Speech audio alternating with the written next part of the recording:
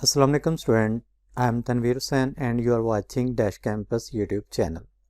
Students, we are going to start a series of lecture on topic business statistics. Today is the first lecture of that series, and in this lecture we will cover following topics: origin the word statistics, history, definition of statistics, subject matter of statistics and characteristics of statistics. Let's start. Origin the word statistics. Student, इसके बारे में 3 concepts जो हैं वो famous हैं. First of all, ये 17th century की बात है कि ये लफ्ज़ स्टैटिस्टिक्स जो है लैटिन वर्ड स्टेटस से ड्राइव किया गया है. फिर कहा जाता है कि इटालियन वर्ड स्टैटिस्टा से जो है ये ड्राइव किया गया है. थर्ड जो है ये जर्मन वर्ड स्टैटिस्टिक से जो है ये ड्राइव किया गया है. स्टेटस और स्टैटिस्टा और स्टैटिस्टिक, इन तीनों वर्ड का जो मीनिंग है ये कोई पॉलिटिकल स्टेट है और अ स्टेटमैन्स आर्ट है. पॉलिटिकल स्टेट का मतलब यानी कि कोई एक सियासी रियासत इलाका जो है ये, और द स्टेटमैन्स आर्ट का मतलब है कि एक ऐसा आदमी जो रियासत के मामलात में बहुत एक्सपर्ट होता है, उसके लिए ये वर्ड इस्तेमाल किया गया है. हिस्ट्री. सबसे पहले 16th सेंचुरी में शेक्सपियर ने अपना एक नावल हैमलेट लिखा था जिसमें इस वर्ड को लफ्ज़ स्टैटिस्टिक्स को इस्तेमाल किया था. उसके बाद मिल्टन ने अपना एक नावल लिखा जिसका नाम था पैराडाइज रीगेन्ड. इसमें उसने लफ्ज़ स्टैटिस्टिक इस्तेमाल किया. इन दोनों नावल में जो लफ्ज़ स्टैटिस्टिक था ये एक पर्सन के सेंस में इस्तेमाल हुआ था. एक ऐसा पर्सन जो well versed in state matters, यानी कि जो रियासती मामलात हैं उनमें बहुत ज़्यादा जो माहिर होता है. हेल्पिंग हाई स्टेट ऑफिसर, जो आला ऑफिसरान हैं उनकी मदद करता है. एंड गवर्नमेंट पॉलिसीज़, और जो गवर्नमेंट पॉलिसीज़ बनाता है उसके लिए इस्तेमाल हुआ है. उसके बाद 17वीं सेंचुरी में प्रोफेसर फ़िलासफ़ी का एक प्रोफेसर था जिसका नाम E.A.W. ज़िमरमैन था.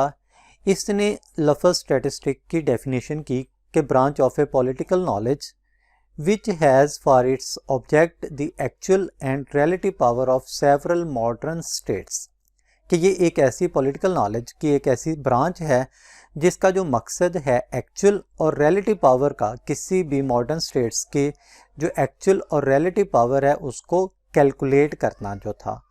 और the power arising from natural advantages, ये पावर उसको नेचुरल एडवांटेज से मिल रही थी, इंडस्ट्री से मिल रही थी, एंड सिविलाइजेशन ऑफ हैबिटेंट्स, और उसके जो इनहैबिटेंट्स थे, उनके जो बशिंदे थे, उनकी सिविलाइजेशन से मिल रही थी, and the wisdom of their government, और उनकी जो गवर्नमेंट से वो हासिल कर रहे थे उसको कैलकुलेट करना था. 18वीं सदी में वर्ड स्टैटिस्टिक जो था ये बहुत ज़्यादा पॉपुलर हो गया. इसको बहुत ज़्यादा वसी पैमाने पर जो है ये प्रैक्टिकल लाइफ में लोगों ने इस्तेमाल किया. लेकिन 18वीं सदी में ये लफ्ज़ जो स्टैटिस्टिक था ये न्यूमेरिकल स्टेटमेंट के जो है सेंस में इस्तेमाल हुआ, और ये जो न्यूमेरिकल डाटा था ये किसी भी स्टेट से मुतल्लिका था. फिर उसके बाद जो है अडोल्फ कैटेलेट जो था, इसने ये बहुत ज़्यादा शौकीन था, ये बहुत ज़्यादा एक्टिव था कि स्टैटिस्टिकल जो मेथड थे उनको एजुकेशन और सोशियोलॉजी डिपार्टमेंट्स में इस्तेमाल करने में. उसके बाद जो सर फ्रांसिस गाल्टन थे, इन्होंने फर्स्ट टाइम जो था परसेंटाइल का कंसेप्ट जो था ये डिस्कवर किया था. परसेंटाइल स्टूडेंट एक स्टैट की टर्म है, इसके बारे में हम इसके चैप्टर में पढ़ेंगे. उसके बाद कार्ल पियर्सन था, इसने जो थी रिग्रेशन एंड कोरिलेशन, ये 2 थ्योरीज थी, इनको जो था ये डेवलप किया.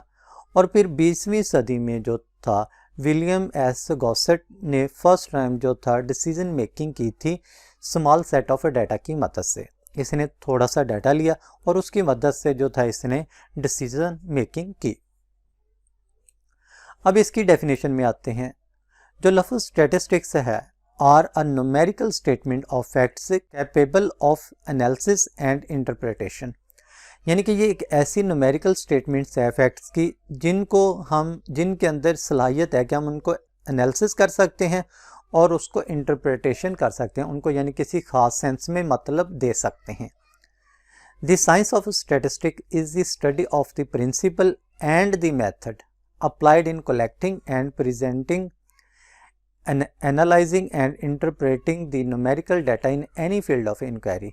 यानी कि जो स्टैटिस्टिक की साइंस है बेसिक, इसमें हम क्या करते हैं, हम उन प्रिंसिपल का और मेथड का जो है वो मताला करते हैं जिनको हम अप्लाई करते हैं डाटा को कलेक्ट करने में, डाटा को प्रेजेंटेशन करने में, डाटा को एनालाइज करने में, उसमें मीन मीडियन मॉड वगैरह जो है ये कैलकुलेट करने में, और उसके इंटरप्रेटिंग के लिए यानी कि उसको एक ख़ास सेंस में मतलब देने के लिए। ये डाटा किसी भी फील्ड के अंदर जो हमें चाहिए होता है। एक और इसकी डेफिनेशन है, द मैथमेटिकल साइंस के जो स्टैट है, जो स्टैटिस्टिक्स है, ये एक ऐसी मैथमेटिकल साइंस है that deals with the collection, analysis, presentation of data. यानी कि जो डाटा को कलेक्ट करने में, डाटा को एनालिसिस करने में और डाटा को प्रेजेंटेशन करने में इस्तेमाल होती है, बहस करती है। Which can then be used as a basis of a inference and a induction, जिनको हम इस्तेमाल कर सकते हैं अपने क्यास के लिए, अपना जो इन्फ्रेंस है उसके लिए, ठीक है, और इंडक्शन के लिए। इन दोनों का मतलब जो है ये क्यास के सेंस में आता है। यूजेस ऑफ बिजनेस स्टैटिस्टिक्स कि हमें जो बिज़नेस स्टैटिस्टिक्स है कहाँ कहाँ पे हम इसको इस्तेमाल करते हैं। एडवर्टाइजिंग में, जितनी भी एडवर्टाइजिंग हो रही है उसमें स्टैटिस्टिक का बड़ा अहम रोल होता है।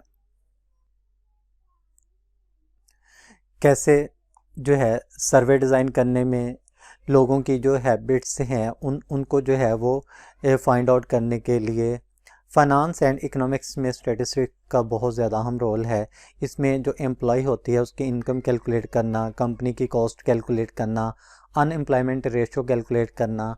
वेदर में इसका इस्तेमाल होता है कि हम वेदर की फोरकास्टिंग करते हैं, यानी कि हम पहले से उसकी पेशबीनी कर देते हैं कि मौसम ऐसा है तो बारिश होगी, मौसम ऐसा है तो ये इस तरह हवाएं चलेंगी।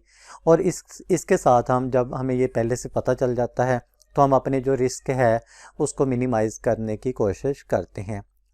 मार्केटिंग रिसर्च में, कस्टमर्स सर्वे डिज़ाइन करने में, किसी खास ग्रुप डाटा को फोकस करने में जो है ये बिज़नेस स्टैटिस्टिक्स इस्तेमाल होती है।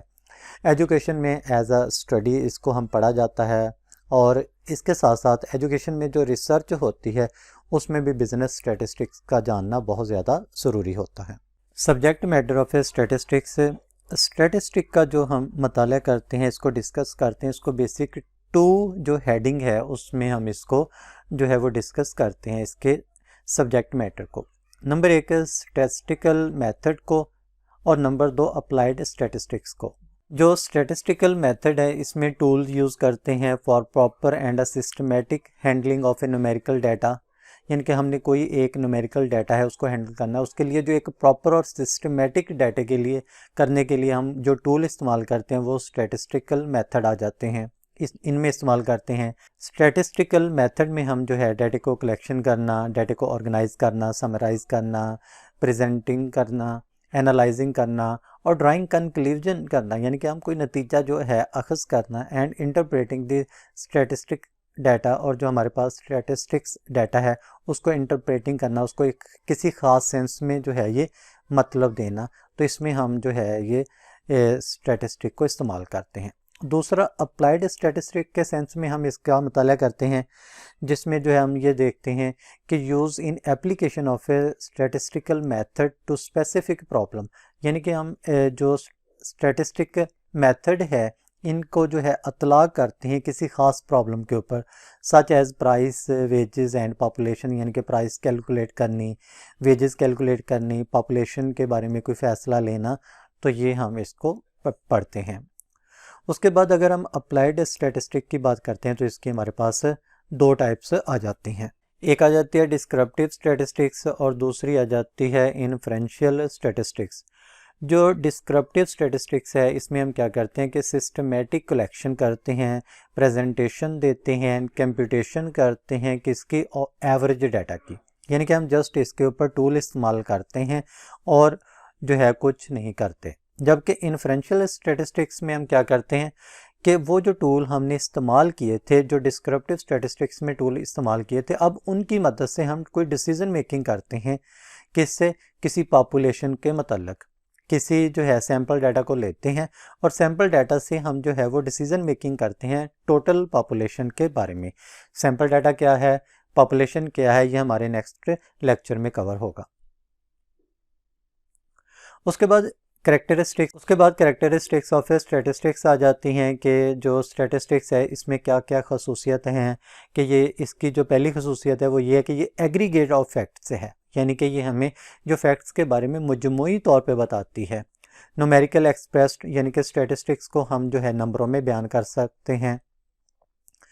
Statistics are affected to a marked extent by multiplicity of causes. जैसे जैसे काजेस को मल्टीप्लिसिटी होती है, वो चेंज होती हैं, वैसे वैसे हमारे जो स्टैटिस्टिक्स के जो नताइज होते हैं वो भी इफ़ेक्ट होते हैं। Statistics method are only mean for handling large masses of numerical data, यानी कि अगर हमारे पास बहुत ज़्यादा डाटा है और उसको हैंडल करने के लिए जो हमारे पास यूनिक मेथड है वो क्या है, वो स्टैटिस्टिक्स से है। स्टैटिस्टिक्स टेक्निक से है are the same as a social and for a physical sciences, यानी कि अगर हम सोशल कोई रिसर्च करना चाहते हैं उसके लिए भी स्टैटिस्टिक्स की टेक्निक हम इस्तेमाल कर सकते हैं, और अगर हम कोई फिज़िकल साइंस जो है वो स्टडी करना चाहते हैं तो उसमें भी जो है हम जैसे फिज़िक्स केमिस्ट्री वगैरह है उसमें भी हम इनको सेम टेक्निक्स को इस्तेमाल कर सकते हैं। Statistics techniques apply on data which are reducible to quantities form, यानी कि जिसमें जो और एक करेक्टरिस्टिक्स है वो ये है कि जो हम स्टैटिस्टिक्स की टेक्निक से हैं हम उस डाटा के ऊपर अप्लाई कर सकते हैं जिसको हम जो है क्वांटिटी फॉर्म में जो है ये रिड्यूस कर सकते हैं।